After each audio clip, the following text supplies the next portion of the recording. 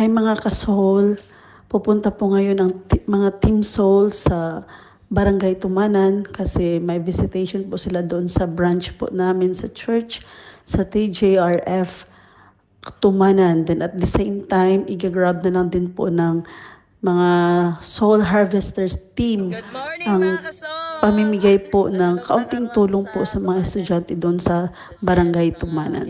Mga regalo sa mga bata. Manghatag ta dito mga kasol. So me, padulong mi dito mi together with our beloved pastor. Pastor Atayte.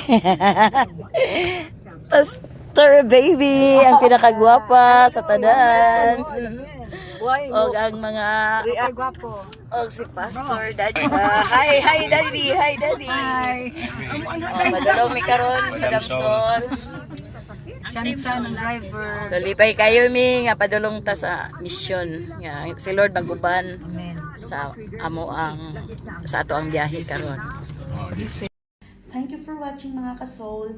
Please don't forget to follow our page, likes, comments, and share.